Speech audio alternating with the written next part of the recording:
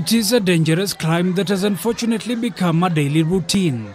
A slippery and hazardous staircase leading to classrooms for grade 1, 2 and 3 learners. Oblivious of the dangers it poses, Friday morning Greenfield Academy was officially closed after it was deemed to be uninhabitable and a possible death trap for learners.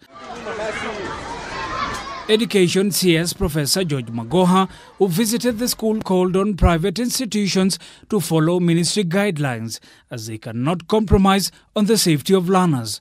We are also not condemning private schools. Any private school that conforms to the minimum, to the basic minimum that the government has put aside, will be allowed to operate.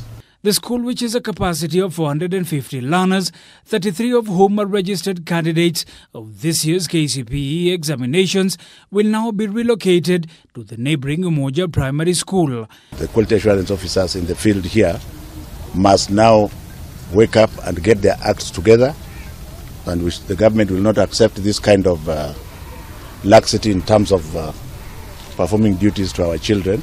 You have promised to comply and to make sure that everything is done well. So come January, we shall all be back on track under good supervision. In the wake of the crackdown, the ministry has directed that all schools not registered be closed and learners placed in public schools. Schools that have changed their status to be reassessed for re-registration immediately. This includes institutions that have increased their enrollment.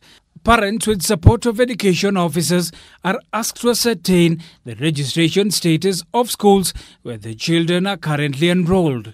Meanwhile, in Nakuru, Education PS Dr. Bello Kipsang inspected various schools in the county and ordered the closure of 2, Grace Academy and Jubilee Academy, after they were deemed structurally unsafe. By having teachers who are not registered by TSC, even if they had any other facility but without teachers registered by TSC, we cannot call that a school. The situation was no different in Kisumu. Dilapidated and run-down schools are strewn in the region and are now part of the Quality Assessment Officer's radar. Learners are now set to be relocated to other institutions.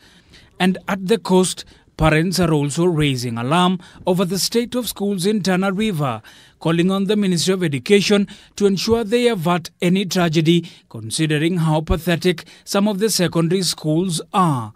Shukriwachu, K24 TV.